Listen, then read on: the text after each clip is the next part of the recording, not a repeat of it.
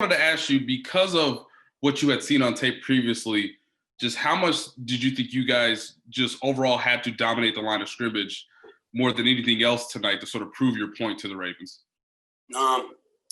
Anytime I've played the Ravens since I've been in the league, whether it's Seattle, now here, last 2 years, every game has been won up front. Whether it was the Ravens or whether it was us, every game has been won up front. And we knew that coming into the game. We had the task given to us at the beginning of the week, by Coach Spags, Coach Reed and everybody else, just telling us that we need to step it up. Last week against the Chargers, it wasn't a good performance overall, but I know being one of the leaders of this defense, I kind of took it to offense because I know our defensive line didn't play as well, as we could have. We did get the W, which is what matters, but performance, wise, we could have played a lot better, and I feel like we did this week. We held them to what we give them, 13, I believe, or 10. And anytime you hold the league MVP to that much, you can say you're gonna win that game. Let's go next to Blair Kirchhoff. Go ahead, Blair. Frank, what are the keys in stopping Lamar? You got to be patient. It's a patient game. For a player that's so fast and so so explosive, and he makes so many plays, and he can make plays throwing the ball or running the ball. But you got to play a patient game. And I can't give away too many other secrets, but because we got to play this man for the next few years down the road. But and I'm sure we'll probably see him again this year. That's a great team over there. I feel like we got on them though, and once we got on them, we ain't let up. Let's go next to Pete Sweeney. Go ahead, Pete. Frank, last year down the stretch, you really assumed that closer role, especially in the playoffs. This is as close to a playoff game as you're going to get in the regular season. What was going through your mind when you were able to bring down Jackson in that last possession? Just make the play. Don't chase anything. Don't chase sacks. I don't chase sacks. I've never been one of those type of players. Kind of play a smart game, play a disciplined game, and everything will come to you. That's kind of how I approached it. I knew it was a big play needed to be made. I knew I need to step up and make that play. As you said, I called myself the closer. Why not go out there and do it? Go next to Steve Walls. Go ahead, Steve. Hey, what's going on, Frank? How you doing, bro? Good. My bad. You guys come into the game as the underdog. Does it still surprise you that people are still doubting you guys? No. Typical coming off a Super Bowl winning year. You'll get doubted. You got these teams that you come up against, and it's not going to be the first time. It's not going to be the last time. I think it's more important that we come into every week, knowing that teams are going to look at us as the top dogs, the other team, and knowing that we're going to be doubted outside of that. Who wants to see the winners win at the end of the day? That's how I view it.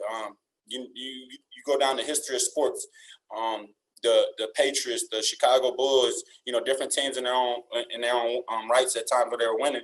And you talk about, how they used to win and did people cheer for them? No, not necessarily. Everybody always want to see the top dog get knocked off. So that was one of those weeks. You see all the analysts, you see everybody talking about it.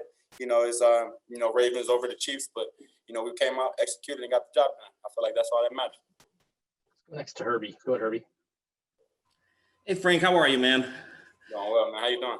Hey, I'm all right. Along those same lines, after the game, so many of your defensive teammates took to social media and were tweeting out, hey, y'all experts thought that we were going to lose this game. It seems like, how much extra sauce did y'all have coming into this game against the Ravens? Oh, man. The same amount we're going to have against any other team. I won't even, give them that. Honestly, it's not, whether it's the Ravens, whether it's the Chargers, or whether it's, whoever else they play, the Texans or whoever else, they get the same attention. They get the same, emotions towards them. We never get too high, never get too low. That's kind of the agenda we came into this week with. We kind of let things, like I said, get out of hand last week, kind of get away from where we, see ourselves going this season as a defense. And, our main goal this week was just to get back on track into what we were doing. And I feel like this is a start. Got time for a couple more. Let's go Todd Lebo and then Sam. Go ahead, Todd. Hey, Frank, I saw your tweet. Are you all right there? You said you kicked in the door and took some stuff. Can you hang around for a little bit? Yeah, man. I have to kick in the door real quick, man. But we're about to get up out of here in a minute. You know what I'm saying? You said they charge it up? They charge it up right now. We gotta hey, when you're out on the defensive side and you look out there and you see Fisher catching a touchdown or Anthony catches the little underhanded pass, how much fun is that for you guys when you see these plays happen in practice and then you see them go out there in a game and work? Oh man, it's dope, man. Because you had a guy like Fish Master. I've been seeing this play get worked on for the last 2 years or something like that. But you watch a guy like that, you know, who watched it in practice. I watched him make the play in practice. I watched the man practice his celebration, and then to finally got out there and watch it in reality and watch it actually happen. You know, it's dope. How many times you get to see an offensive lineman score a touchdown? Last time I seen one score a touchdown, I think it was 2014 or something like that. So. It's pretty dope, man, seeing my guy getting that touchdown. Hopefully he gets some more, man. You know, he build some trust up with Pat. Let's go to Sam with the last one. Go ahead, Sam.